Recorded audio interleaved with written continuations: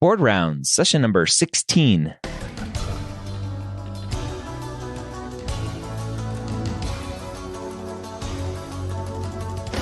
The moment you step foot on campus as a medical student, you are gearing up for one of the biggest tests you'll ever have to take. USMLE Step 1 or COMLEX Level 1. The medical school headquarters and BoardVitals are going to help you prepare for your first board exam with questions, pearls of information, and guidance to make sure you have what it takes to score high and match into your specialty of choice. Welcome back to Board Rounds. My name is Dr. Ryan Gray.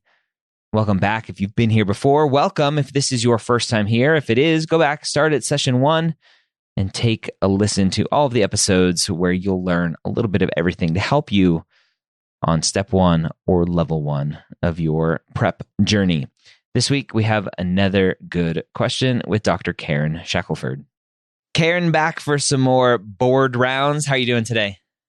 Great. How are you? I am good. I'm excited.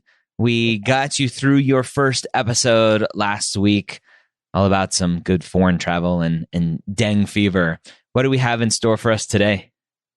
Well, today we have another case that, not foreign travel, but an immigrant from Central America, and she's pregnant. Ooh, okay. All right. Let's go. So, 26-year-old, G1, P0 female.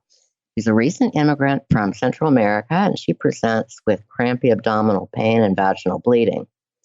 By her dates, because she hasn't received prenatal care, she's at 25 weeks gestation, and her past medical history is unremarkable.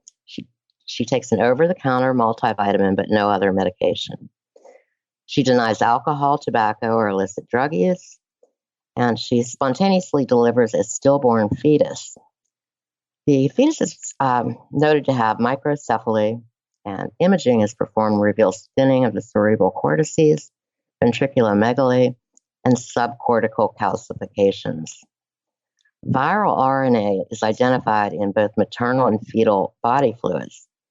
The virus is a neurotropic virus that disrupts proliferation, migration, and differentiation of neuronal precursor cells in the developing fetus. So which of the following is the most likely pathogen? And would you like the choices? Yes, please. All righty. Herpes simplex virus, rubella, Zika virus, or cytomegalovirus? Ooh. So HSV, rubella, Zika, or cytomegalovirus. So it's interesting. I think just because of the news, I want to quickly jump to Zika. I'm like, oh, it's got to be Zika, right? But there's something about that that's like, oh, that has to be a trap. So I'm trying to remember everything that I read about Zika, what the causes are. And so it's interesting. You gave us the cause with the kind of stopping the proliferation, migration, and thinning of some things and some other stuff. So I'm like trying to think of everything you said. Differentiation of all the neuronal precursors. Yeah. It basically just interferes with brain development, period. Yeah, exactly. And so, I mean, that's if I remember correctly, that's what Zika does. And so I'd probably choose Zika here, knowing that CMV and rubella are also pretty bad for the baby. So those would be the next on my list, with HSV being kind of last on the list. Okay. Well, once again, you're right. Right? Oh. Yeah, and I guess CMV is a pretty good distractor because it's also associated with periventricular calcification. But with respect to being a neurotropic virus, Zika's it, and it has been in the news a lot. It's a single-stranded RNA virus transmitted by mosquitoes, and it's also related to dengue virus, which we discussed previously, and a yellow fever virus. So the infection results in clinical manifestations in about 20% of people, and the rest of infected people don't know that they've had it. They can have, if you're infected, symptomatic, you can have a low-grade temp. You can develop a maculopapular rash, arthralgia. Does this sound familiar? And conjunctivitis. And there are other neurologic complications besides the congenital microcephaly. You can end up with Guillain-Barré, myelitis, meningoencephalitis, seizures, and spasticity, congenital spasticity. So that can mothers is vertically transmitted during delivery, or it can be transmitted through the placenta. It can also be sexually transmitted and through other body fluids, through laboratory exposure, transplant of infected organs. Fairly infectious, and yeah, it's pretty bad. Pretty bad. Yeah, that's something it's worth remembering. Pregnant women in the United States have been advised across the board to avoid travel in regions where mosquito transmission of Zika occurs if they're going to be less than 6,500 feet in altitude, because I think over 6,500 feet, the mosquitoes aren't as prevalent. It's more or less same thing with malaria and parts of Kenya. So, yeah.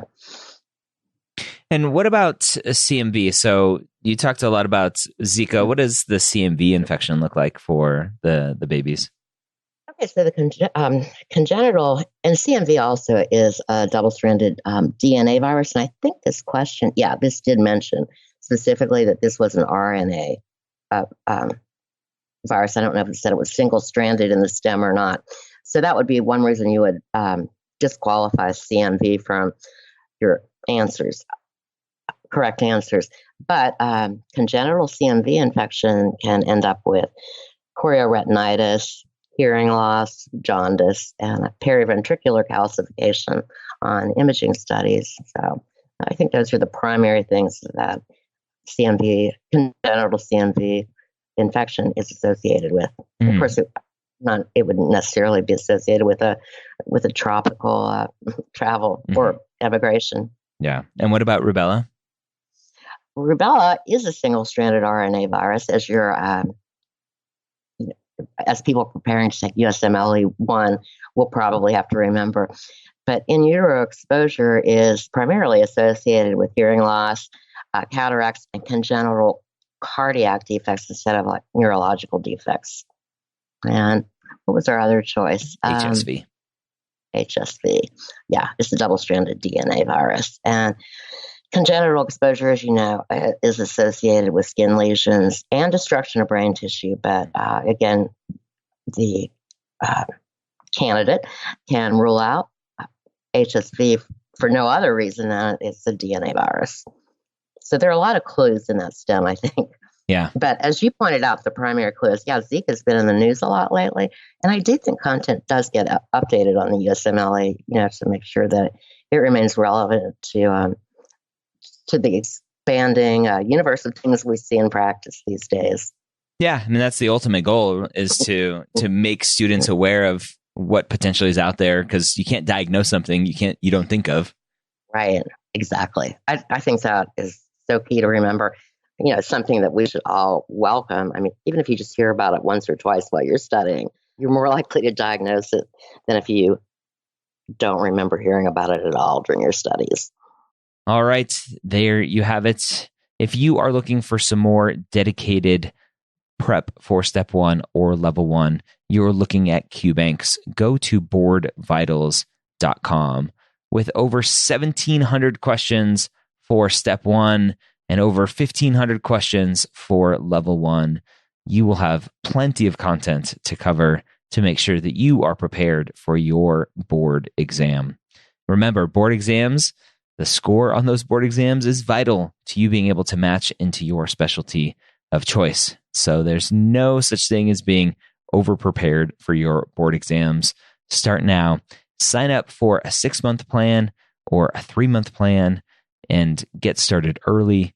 Get through the content, because it's shown that the more questions you do, the better you do on your board exams. Again, BoardVitals.com. Use the promo code BoardRounds. It's all capital letters, BoardRounds, to save 15% off. Have a great week. We'll see you next time here on Board Rounds.